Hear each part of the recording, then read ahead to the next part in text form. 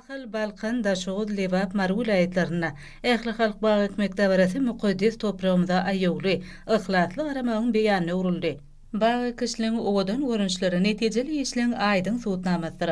Şunun ýaly ýagdaýda iň oňat esleg arzulary we ajaýyp geljege berkarar döwletiň täze ýamynyň galkynşy döwrüne hormatly prezidentimiz tarapyndan öňde goýulan belent maksatlary üstünlikli ýetiljekdigini anamy özüne jemlegen toplumlaryň işler aýratyn ähmiýetlidir.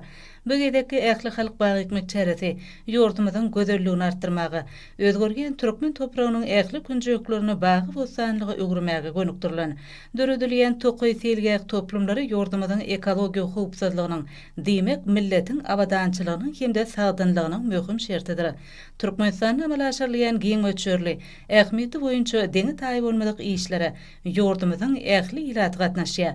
Tutuş dünýä Türkmenistanyň ekologik meselelerini hemde tutuş adamzat üçin ähir türlü ähmiýete eýe bolan daşgurşa goramak baradaky wajyp meseleler çözmäge sallamly goşun toşýanlygyny ikrar edýär. Munyň özi ilkinji nowatda howaň üýtgemegi, ýer suw serişdelerinden rejeli peýdalanmak, çölleşmege garşy görüşmek, ýerleň zaýylanmagynyň öňüni almak, şeýle hem beýleki möhüm meseleler bilen baglylar.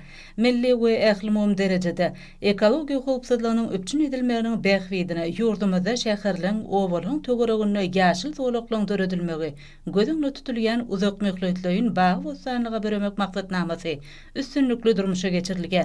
Bagy ekmek münasibetli geçirilen Ähli Halk da bara. Topragy bolan hakyky söýgüýüniň bayramçylygynyň giň yerimde gaýbanlandyrylmagyna çoň many bar. Ajaýyp tebigat, daş töweregi ýalkyn saçýan owadanlyk, ýokary galkynşy betlenen işler, ýurdumyzyň ähli urlardaky ötüşleriniň öz bolşly beýanlary. Bagy ekmekde barasyna raýatlarymyzyň ruh belentlikde gatnaşmagy, halkymyzyň midemiz agzybirligini bütünlüğini alamatlandyrýar. Dabaralara bezek beren ajaýyp owadanlyk beden her günümizde mahsus. Ol berkarar döwletiň täze ýamynyň galkynşy döwründe döwlet başçylaryny tarapyndan amala aşyrylýan işleň üstünlikleri betlenmegi bilen bir bagly.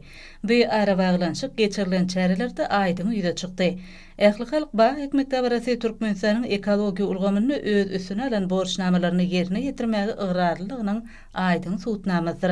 Köp ýyllaň dowamyny Türkmenistan Birleşen Milletler Guramasy bilen bilelikde ýer ýüzünde durnukly ösüşi gazanmagy gönükdirilen maksatnamalary we taslamalary amala aşyrýar. Bu hyzmatdaşlygyň esasy urlarynyň birim ekologik howpsuzlygynyň ýokary derejesini üpçün etmek bolup durýar.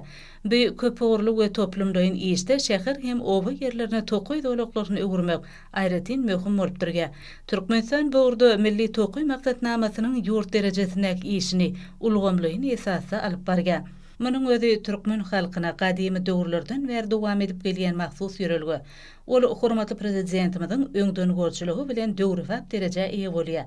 Ekologiýa ulgamyna möhüm halkara başlangyçlaryny öňe sürmek bilen Türkmenistan bu urdaky iri tatlamalaryň maksatnamalaryň durmuşa geçirilmegine, howaň üýtgemegi barada hereketleň utgaşdyrylmagyna işen gatnaşýar.